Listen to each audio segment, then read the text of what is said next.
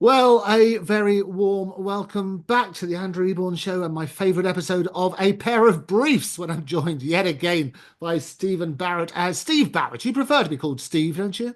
No, never. People have died for less, Andrew. I realise that. It's funny. It's funny. People always, and a name is so important. And unless you It pick them is. up It on it, is. it's so good. Well, because I've sort of very lucky in that I've built my own family and I have close friends who are effectively brothers and sisters. And so what's quite odd is that nobody's allowed to call me Steve ever, except one of the women who is basically my sister has always called me Steve, and she's given a free pass. She's the only one who's allowed to. And what's quite interesting is the other one, when I first met her, just bumped into her on a bridge. I was with a girl and she was with her boyfriend, and she just pointed at me and I said, "Hi, I'm Stephen," and she just went, "No," and I just went, "What?" I said, "No, you're Sebastian," and she's just known me as Sebastian for her entire life, and I'm literally godfather to her daughter. So we had to have a conversation with her parents where they went, "Now you know Sebastian." Yes. He's not actually called Sebastian. Well, you look like a Sebastian. Wow. I love it. Well, I'm an Anyway, Andrew, not an sorry. No. Andy. So I, I, I, I think names are important. I'm definitely an Andrew, not an Andy. But I think what happens is people are so reluctant to change unless or to tell people they're getting it wrong. So it's good to call it out, isn't it? Yeah, no, I think it's good to call it out. The most I've ever got is in court because everything's always handwritten. So the usher handwrites your name or you handwrite it for the usher. I used to get people know who I am now, but in the early days I used to get Mr. Bennett a lot because people would look at they'd write their R's like N's and the judge would just think it was Mr. Bennett. It's, "Thank you for your submissions, Mr. Bennett." And it's like, I'm grateful. Yes. But yeah, so there's a lot in a name. Anyway. All good, yes. What's in a name? Fantastic. We've been looking at the whole litigation process. We've been. I always pull up that wonderful Jay Bright cartoon, which shows litigation on the cow and the defendant pulling the tail of the cow, and the plaintiff pulling the horns, but most importantly, the lawyers milking it. And the whole system, as we looked at last time, is geared towards people trying to reach a settlement, whether that's in the early stages of arbitration, if you like, or mediation, going to that sort of side, or actually the whole process, trying to encourage people, showing them how expensive it's going to be. We looked at that last time. We looked at the general side and we got to evidence. So we're still down. The litigation is still rumbling on. Talk us through that process because this can be the most expensive and tortuous side of the whole thing, can't it? Yes, it really can. And barristers have little to do in it. And the judges keep fiddling with it because they hate it. They hate how ruinously expensive it is.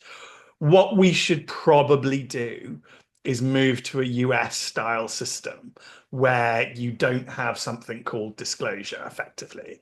But what we have is a duty on both sides to disclose, hence the name disclosure, to show, to give to the other side all documents, including ones that are harmful to your case. And law firms take it very seriously when they do a disclosure exercise, and largely they can make an awful lot of money out of one. So you'll often get people who have sort of paralegal jobs, and their entire job is to sit there in the disclosure room and make sure and document who comes in and who comes out, and which evidence comes in and which comes out. Now that costs an awful lot of money just to have somebody sat there, but because the law firms can bill for this, they quite like doing that disclosure, and it's getting all of your evidence into line. One of the reforms that came in, because I'm a child of something called the Wolf reforms. When I qualified, they just came in, so I don't know anything pre-Wolf. The entire system is basically based on the Wolf reforms. They've been meddled with a lot.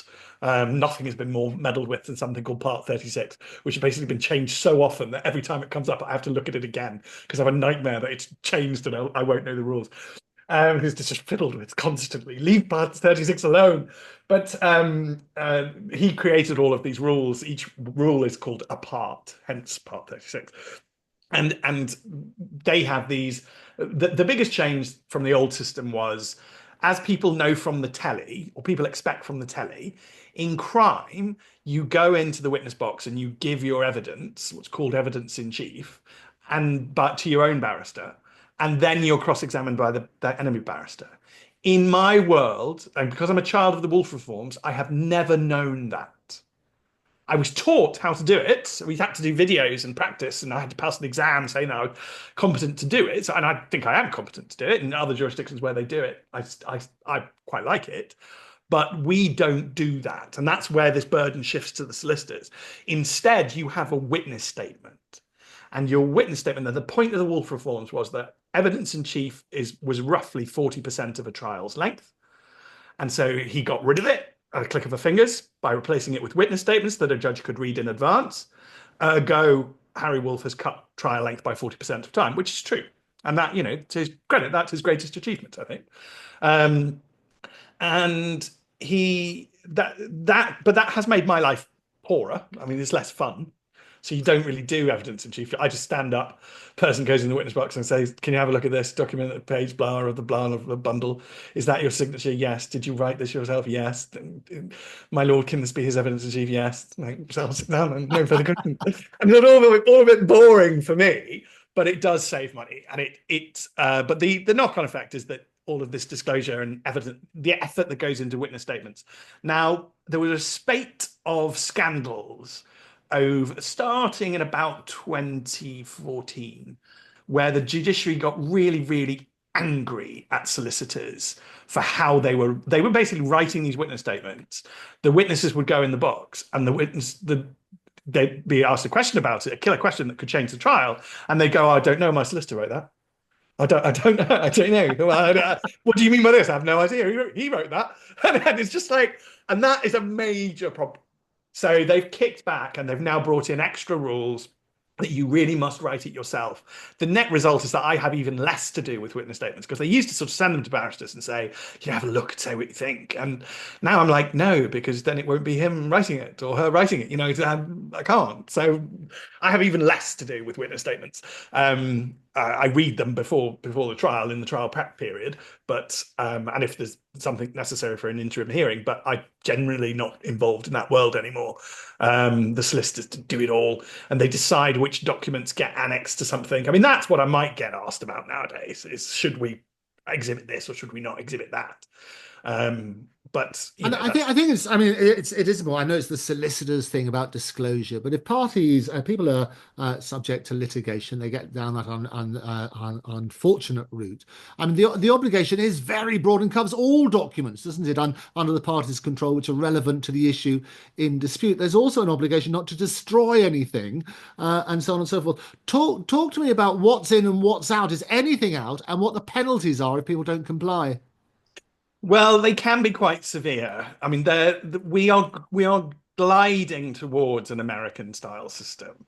So I don't know how sustainable disclosure is. We had a disclosure trial, so a trial and changing the way it all worked, and that's now been approved and gone through. So the penalties are lesser, the obsession is less there. You can argue that, and the Americans Americans get very upset, by the way. There's two things that really annoy American clients if they're litigating in the UK. One is disclosure, because it's like, this is costing a load of money. Why do I have to give him this document if it helps him? It doesn't help me. So why do I have to arm my enemy against me? Which is it's a fundamental moral question. It's just that's the view of our judiciary, that you should, because that's the morally right thing to do. Because that really, we're still a Christian nation, and that is what a Christian would do. And people sort of forget that, but it's true, and it's deeply embedded in lots of our systems. The other thing that really, really annoys Americans is that I can't do what they do over there, and people will have seen it on TV. I mean, it's even in Marvel, like Daredevil does it, and they practice with their lawyer before they give evidence. Right. And their lawyer gives them advice, and they sit and they prep them, and I ask them, questions that they might be asked, and the Americans do it, and they pay their lawyers for it, and they expect it as a service, and we have to go, if I did that, I'd be kicked out of being a barrister, so I can't do it, because we call it coaching. We consider it a mortal sin. Well, So it is coaching, isn't it? Effectively, yeah, it is. So you've got this sort of stuff, but how do people discover? And we've had lots of these cases, where, especially about WhatsApp messages, which seems to disappear, or phones that end up in Davy's locker. And where's Davy's locker, as they famously said in the Wagatha Christie's trial? I don't know, Davy. And the reality is that what are the penalties, and how do people, to what extent do they sort of follow through? How do they try and find out? Well, this evidence really existed, but it was destroyed. Well, the penalty is really very simple. Because we don't have juries, the judge is in control of fact. One of the other reasons I talked last episode about staying reasonable, but it's a very good idea to stay reasonable with the judge. Just remember, he or she is actually deciding everything, not just the law. They're deciding everything, and they will decide what is true and what is not true. They do it on the balance of probability, so that's quite a low standard. That's a 51-49% test. I did think during the Brexit nonsense, I mean, Jonathan Sumption got angry about it being 41, 51, 49. No, your entire professional life has been based on a 51-49% standard. I mean, it's just, if there's anybody who can't complain, it's us. I mean, that's literally our life. Anyway, I'm neutral on Brexit, so I got to sort of see the funny side. But in terms of making that decision, the judge is fundamentally important. So the biggest penalty is that the judge won't believe you, because that is the absolute biggest penalty. So if one side is saying there are all these WhatsApp messages and now the phone's been thrown over into the sea, which I think that did happen. I know I don't want to talk about a real case, but imagine. Oh, no, it's certainly, well, it's been reported in a number of cases. It's a very famous. People sort of say they lose WhatsApp messages, or they change their phone, and therefore WhatsApp messages are lost. So it's a practical example of that, where you can see there's an obvious hole in the evidence, and it's only, you can talk about it. Agatha Christie, they had a particular case there where basically Rebecca Vardy said that she lost her phone, or it went overboard at sea, and the council said to her, in Davy's locker, and I think she basically said, "Well, I don't know who Davy is." So they worked on that sort of basis. But no, so it's disappearing. So the judge basically, so it's to do with credibility. That's the first thing. Are there any penalties though, apart from credibility? It's a big thing if they decide against you. Are there any penalties that the courts can impose if they believe that you haven't disclosed everything? Yeah, the most important penalty and the most important word that I learned when I trained to be a barrister, rather than when I was qualified as an academic lawyer, if you like, after the academic stage. The word that dominates my professional life and has dominated it always is the word costs.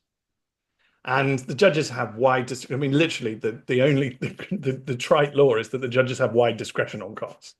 What that means, listeners, is that you're incurring legal fees all the time, and the other side are incurring them too. And if you win, you really want to get as much of you've paid your lawyers back. Now, sad news, you're probably only going to get about 70-65% back. And That's why is because that? I mean, just for the benefit of those who turn around and say, well, that's very unfair. Somebody's brought a case against me. They lost it. They were wrong to bring the case. Why don't I get all my fees back? I mean, it's easy to say because judges in the United Kingdom are all communist, but it's because I think if you give a man or a woman a power to interfere in the market, they will. Judges generally, I mean, this may shock viewers, but judges generally have a really low opinion of solicitors, and not so much barristers, because like, they know that I'm going around telling my client to settle and trying to do the best thing, but they probably, and they'll trust me that I'm doing that. They will look at me and go, he's an honourable, honest person. But they'll probably look to the person behind me, the solicitor, and go, not sure he's doing that, and they get very grumpy. And they also tend to have been a solicitor or a barrister themselves in practice. If they're a barrister, then they really have very little understanding of economics, so they'll just meddle all the time. Judges, get very arbitrary. They're like, this would have taken me 4 hours, therefore it should have taken you 4 hours. It didn't take you 6, which, I mean, that's one of the most nonsense ones. It's always irritated me.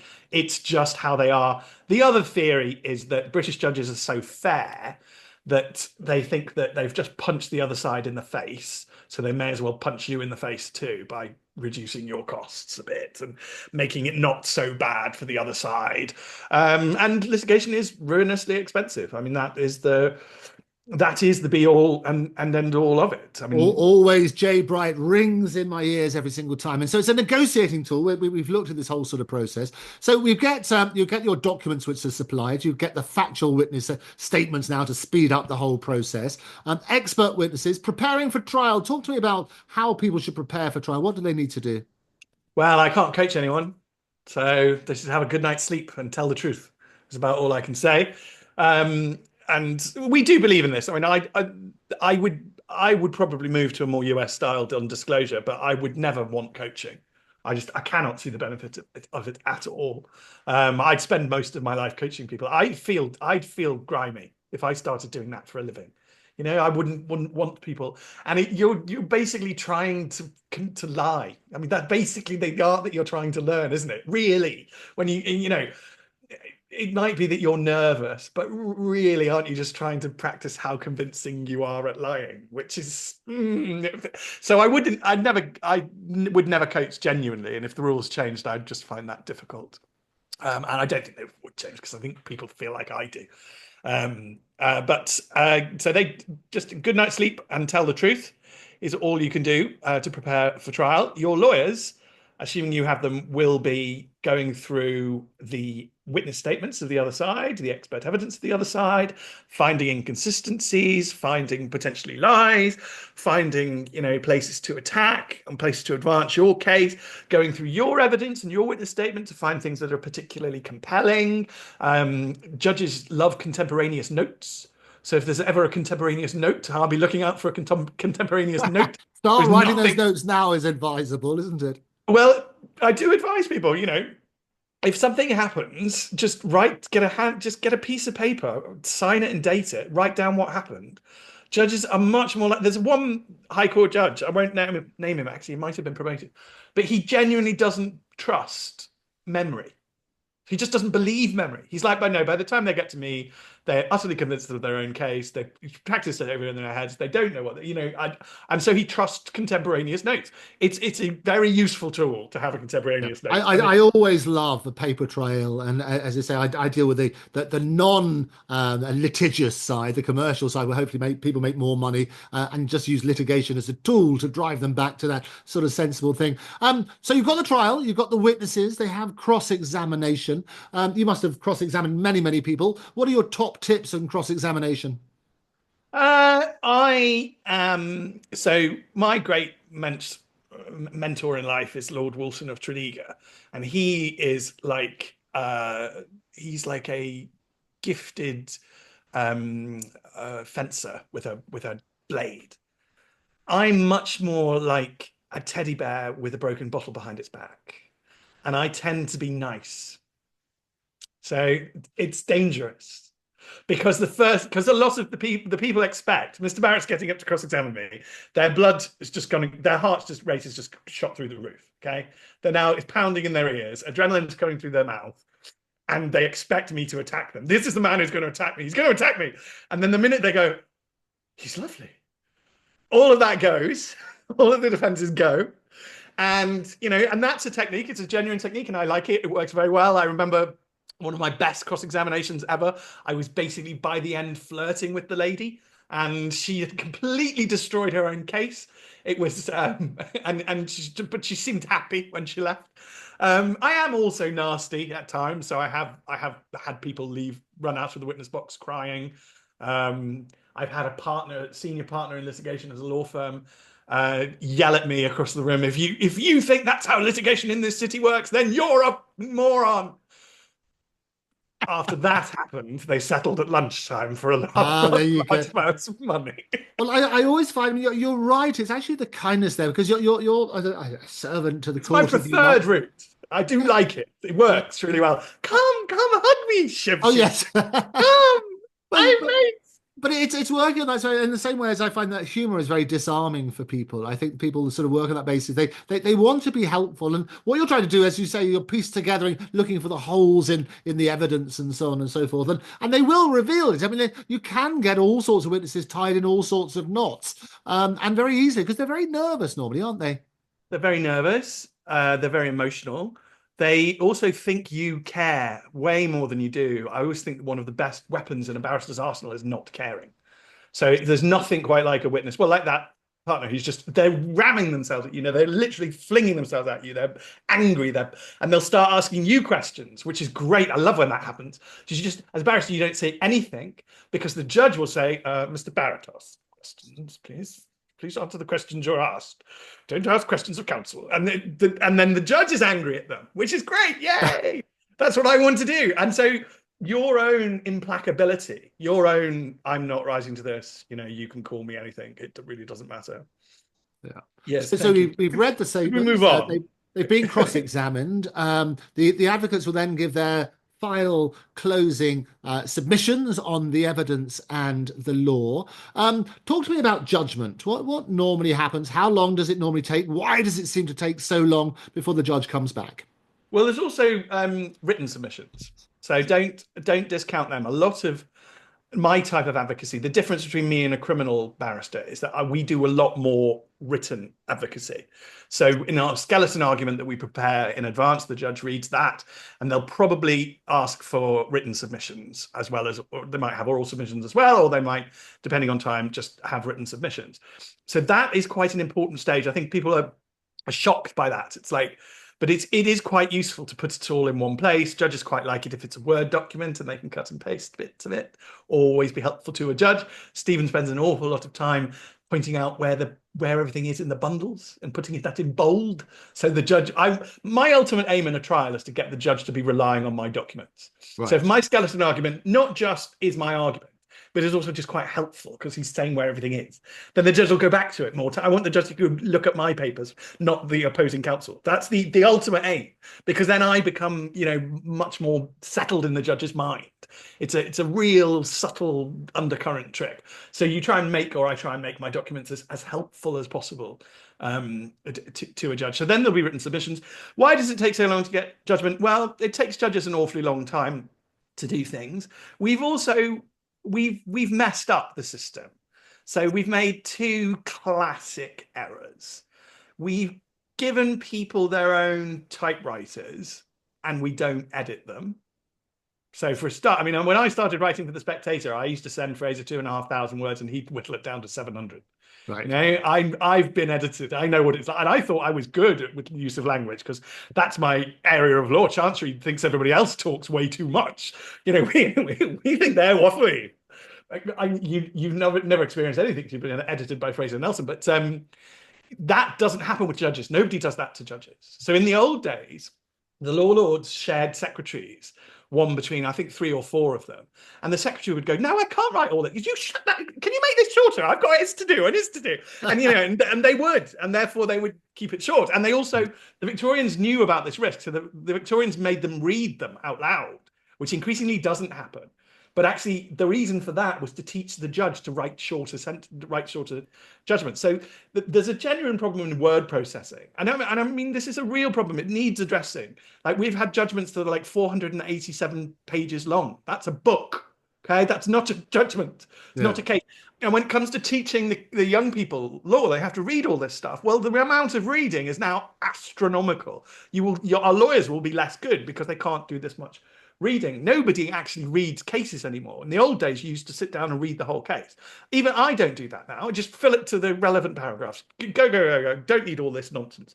And the first problem is that we gave them a typewriter and didn't edit them.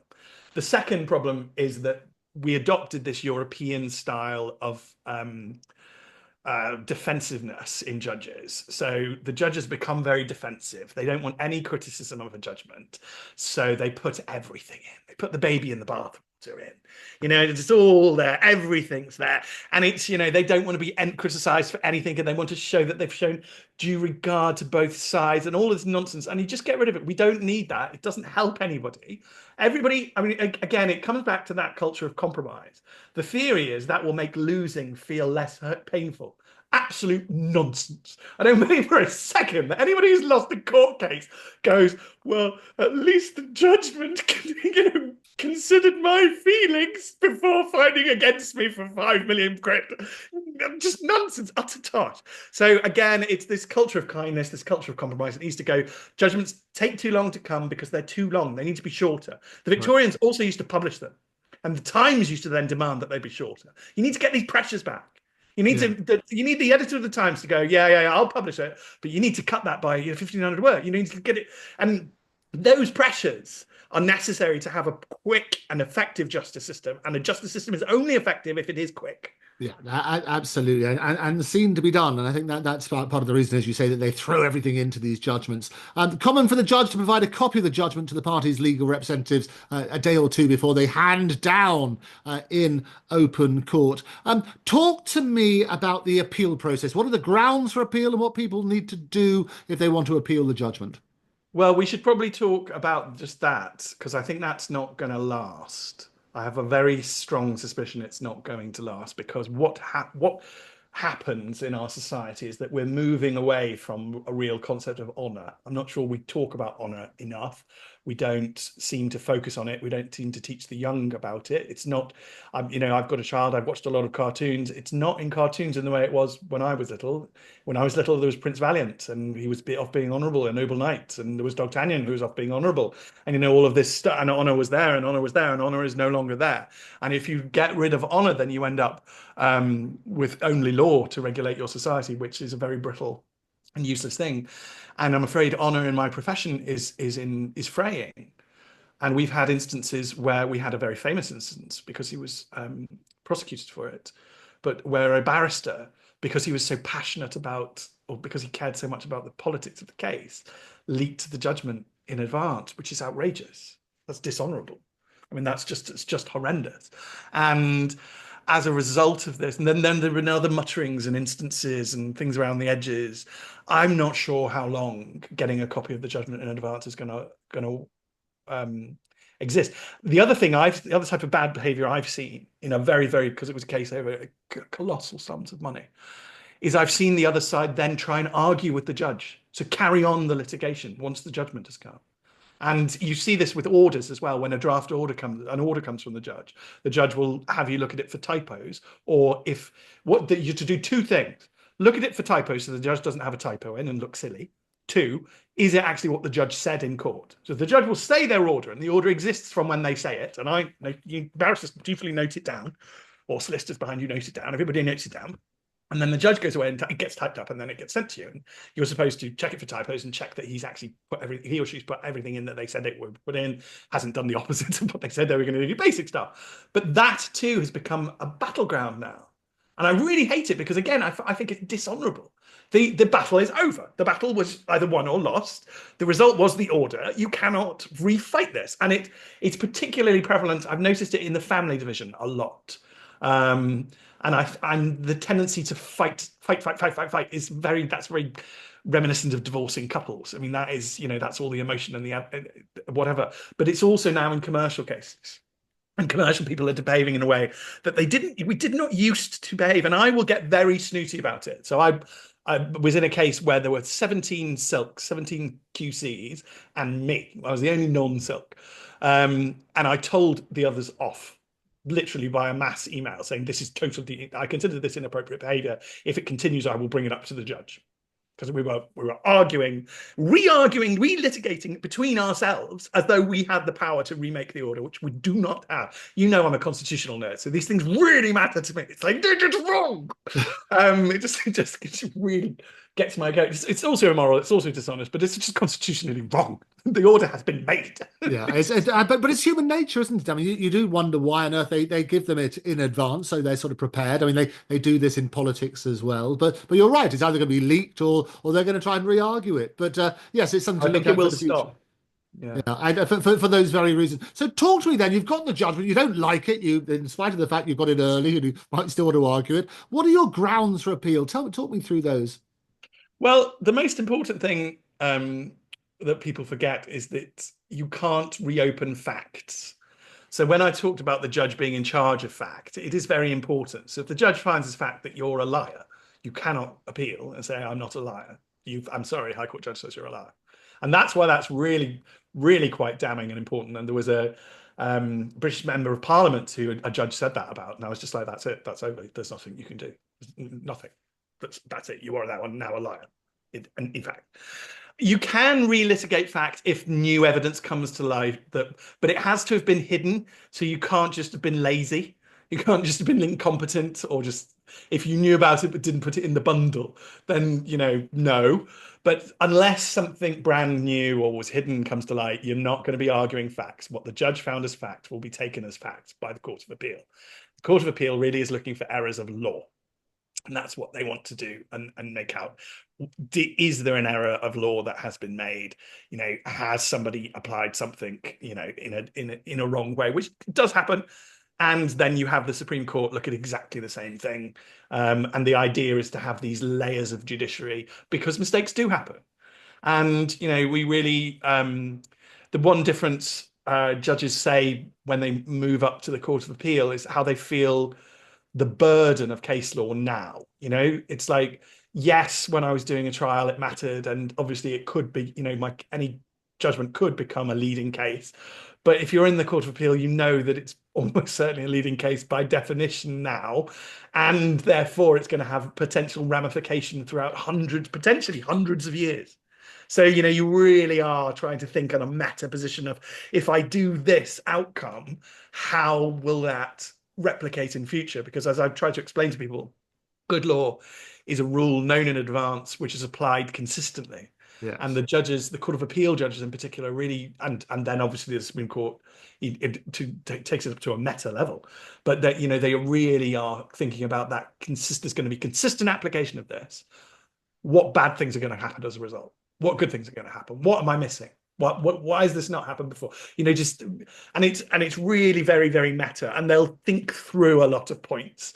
And there's a lot of chatting about abstract that goes on. They don't disclose the case. They're still the best judges in the world and have the deepest respect for them, but they become very academic around the Court of Appeal level.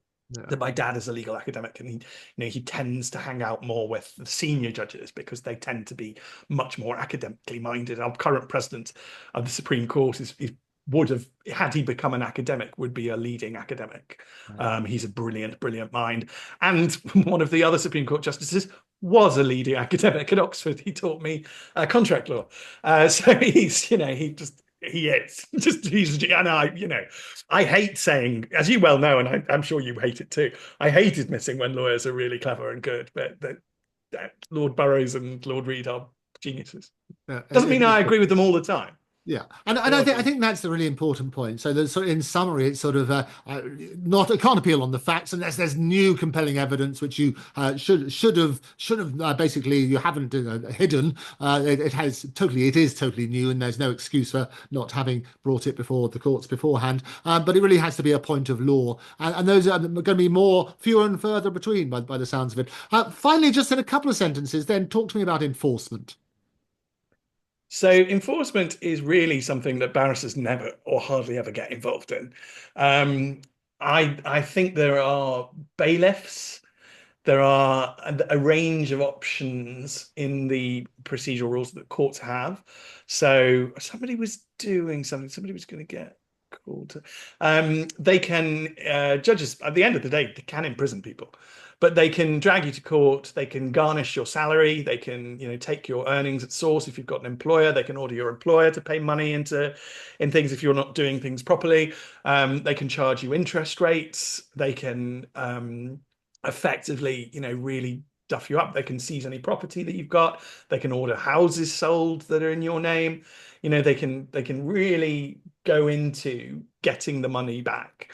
And that's the other. Enforcement is a hugely important area of law. And I shouldn't diminish it in any way because, again, it's a vital part of keeping the system going. Because if you had a system whereby judges were making all these orders, but they never actually got carried out, you'd be a pretty broken society. Well, so it's got to be right. You having spent all these huge amounts of money in court for it not to be able to be enforced would be an absolute nonsense, wouldn't it? Yes, it would. And so it is taken very seriously. And we enforce globally.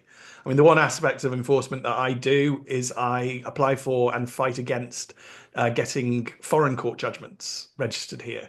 Because if they're registered here, then they can then be enforced here. And then that's a problem or a good thing, depending on which. We're going to unpack that in a bigger way. Okay. But a top tip for avoiding foreign judgments being enforced over here. What do you do?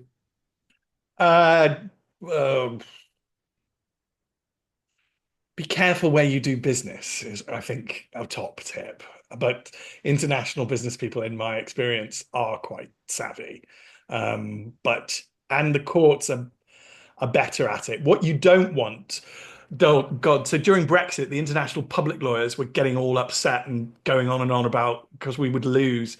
That there was a system in the EU for automatic recognition of judgments, and I'm afraid, I hold the international public lawyers in very little, with very little respect. But the idiots were trying to get us into an automatic system. You don't want automatic systems of recognition. There are EU member states, which I won't name them because it's not political, but who are dodgy, and you could get a dodgy judgment, and then that's automatically enforceable in London. No, this is a really bad system. So I was actually asked I was asked my view. Lots of us were asked our view on this, by the Lord Chancellor's office, by the MOJ, and I'm just like, no, no, no, no, no. Should we try? Should we make trade concessions to get into this? No, definitely not. Don't let the idiot politicians have automatic recognition of judgments. I mean, it genuinely is probably the stupidest thing that a politician can do. They go to a lovely dinner, they get to see, a foreign country, they get to feel like a dignity and a statesman and all the rest of it, and then we get stupid, judgments coming through automatically. No, it's a really bad idea. Automatic recognition of judgments is a very, very Avoid bad it like the plague. Avoid litigation like the plague, as I said at the very beginning, if you can. A few amazing tips on that. But if you're unfortunate enough to do that, well, we thank you very much, Stephen Barrett. Very good for taking us through all of those. We'll be back with a pair of briefs. If there are particular issues you'd like us to unpack, do get in touch with me at Andrew Eborn at Octopus TV, and I'll bring Stephen in as well. So on the usual sort of social media, do subscribe, press that button now for more of the same. But for now, Stephen Barrett, thank you very much for joining me. Thank you. It's a pleasure.